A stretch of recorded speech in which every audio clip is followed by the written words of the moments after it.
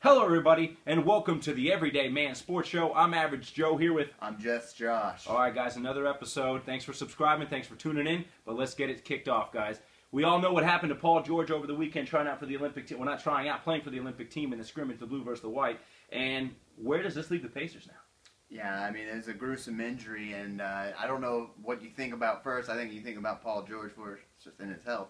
But the Pacers are basically, their season's done. I mean, and this is a team that doesn't just go and sprout up superstars. And they're homegrown talent, and they've spent a lot of time building this organization. Stevenson's gone. Evan Turner's not there. Hibbert played like crap. David West is getting older. This is a big thing that happens for them. I mean, this puts them from possibly first, second seed to maybe 6, 7, 8, maybe not even a playoff spot. It's pretty big. Over the last 2 years, I mean, they definitely sprung up and become a team that you want to watch and see them progress. And yeah, this is just basically killing them. Like, all their momentum, it's done. I mean, does this make the Timberwolves and the Spurs not look so wrong with not allowing their superstars like Parker to play in his country? And Kevin Love, you know, Minnesota was afraid of him getting injured, so they didn't want him to go play Olympic ball. So a week ago, if you would have asked me what the heck was my opinion on that, I'd have been like, let the guys play. Yeah. But the way this has came down, it kind of raised a different eyebrow. The owners might have something here. Yeah, I mean, if you're an owner, you definitely have an issue here. But do you want to speak up? I mean, people want to play for their country. It's a freak accident. Like, how often do you see that? Like, especially in the NBA. And I think there's actually going to be precautions done here on forward. That's where I think you might be wrong. It's a freak accident. You know, I definitely agree to that. But, you know, the dynamics of the court, okay? The dynamics of the basketball court. If you look at them, that basketball hoop is a good 2 to 3 feet closer than it is in the NBA. Mm-hmm. Now, granted, that's probably the way that it's played in the Olympic. That's the Olympic size, and that's the dynamic of the court. But Paul George plays a certain way. If you watch that replay, he didn't even really contest that shot. And he really, I mean, he snapped his leg in half. I mean, compound fracture, 100%. But if you really think about it, I think that had a lot to do with it because Paul George is so used to playing this in the same facility, same everything. Variables are always the same. Now they're going to go and play an Olympic ball, and that thing being that much closer, that's the reason why he broke his leg to me, 100%. Yeah, but I do think, as I said before, there will be precautions done in the future, and I actually think the NBA was going to take over the Olympic team, and it's going to be more under NBA rules here in the future. And once again, we all know what happened over the weekend with David Price getting traded from the Tampa Bay Rays over to the Detroit Tigers. For names we don't even know. So, I mean, they got some young talent and whatnot. Which is what they have to do. What they're doing. Yeah. I mean, that's the Rays game. That's the way they play. Yeah. How long until you can really judge this trade? Yeah, I mean, we've talked about it a little bit. 3 years maybe. I mean, if you look at the Shields trade that happened 2 years ago, I mean, you're still evaluating. Will Myers was Rookie of the Year, but he also had a step back this year. So, exactly. I mean, you can't tell right off the bat, but the way it looks, they got 3 players for 1 player, which I think is something to be said. Three major leaguers for 1 major leaguer. I mean, that's something to be said. I mean, the one isn't a major leaguer yet, but he's the best prospect. Right. And he's going to be, obviously, one of the prominent if everything goes, I think he will be. But the thing is I mean, they got to quit playing this small ball. I mean, they got to pay one of these players. If there was a player in Rays history that deserved to get paid, it was David Price. Yeah. He's the historic player for the Tampa Bay Rays. No one else has won awards like he has. Okay, now you got David Price brings home the Cy Young. That's the most prestigious award the Tampa Bay Rays, besides going to the World Series, have ever even came close to stepping into. Yep. You know, so you get rid of a historic player. The team. I mean, I think he was a leader on the team, not necessarily a team leader, but a forerunner in leadership. And I think it really dampers them. I mean, this trade could have been made in the offseason. Am I not right? Yeah, could they not made a run towards the playoffs and done this in the offseason? Because they virtually, I mean, to players like to people like us that don't know the farm system, they virtually got nothing for him. Yeah, it looks that way. But I mean, you look at the Red Sox, and they had a pretty good even trade. Trading away their ace, but they also got back a power hitter, somebody a whole household name. I would have felt a lot better seeing somebody that with power they bring. I mean, they bring an infielder that bats 160.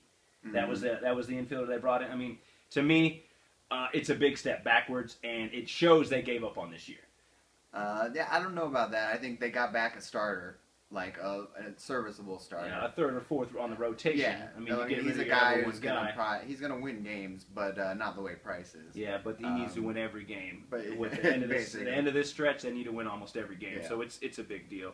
And what does this mean for the Rays moving forward? Like in St. Pete, Tampa, whatever. What is this gonna affect the future? I don't know if this affects the future. I think right now, Joe Madden said it himself.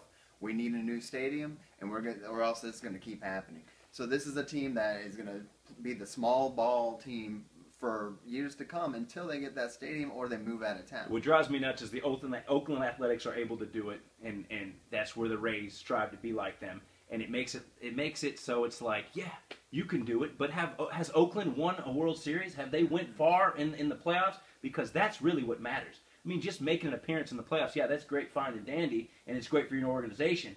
But, I mean, the ultimate goal is to win a World Series. Mm-hmm. Are you really trying to put together a program that can just make it every year? Is that really good enough? Because the Rays owner is treating it like a business. He's not. And it is a business. Mm-hmm. But I want to.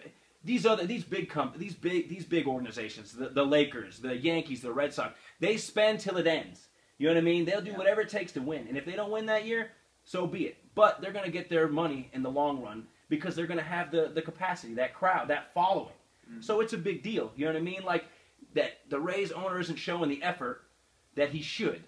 And and you're talking about attendance. I mean, the attendance is going to do nothing but drop after this. Yeah, that's true. Like they had a whole David Price section. They voted him every one of his starts. That's going to be gone now. Their attendance ain't going to go anywhere else but down after this. I think it was funny that Cespedes bobblehead day, like the day he got traded. They still went through with it. They still went through with it. Yeah, little collections, but that's the way it is. All right, we'll go to our last topic, folks. And is it fair that we even talk about it? No, I'm just joking. Is Wiggins being treated fair by the Cavs? Oh, no way. No, not in my opinion. I think this is a guy, a future star, that if you kept him on the team, I mean, he's got all the potential in the world. He could be another LeBron James for all you know. Yeah, I think he's a McGrady and a better defender. Yeah. You know what I mean? So, I can't put that label on him yet, but from McGrady coming out, being in Toronto when he was 18, Wiggins looks a hell of a lot better than McGrady did at that stage. You know what I mean? So Wiggins looks pretty. I mean, he needs to be polished a little bit, but I mean, he's a pretty clean and athletic player, and he does some things that no one else in the NBA are going to be able to do. And LeBron, in a few years on his decline, like I said before, Wiggins, if he stayed on the Cavs, could possibly be the best player on his own team in a few years from now. So I don't know what they're thinking about on this. It's LeBron's call, but would you want to be Wiggins? I mean, do you like the predicament he's in? Oh, I mean, you got to feel a little bit bad for him, but he's going to get paid, so either way. Yeah, the guy's going to get paid. He's a professional. This is what he signed up for. No hard feelings in this. It's not like they invested anything in the guy. They could have traded the number 1 pick if they would have got Love right then and there, and they probably would have done it.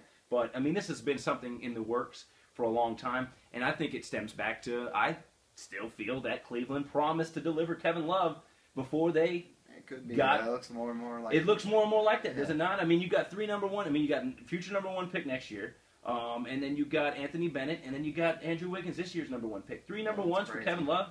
You know, I mean, he's a great player, but we don't know what he can do on a winning ball club, and he still has to prove that. Mm-hmm. So it's not a guarantee, folks. It's not. Yeah, he's as much as guarantee as Wiggins is. Yeah. All right, folks. Thanks a lot. We appreciate it. Subscribe.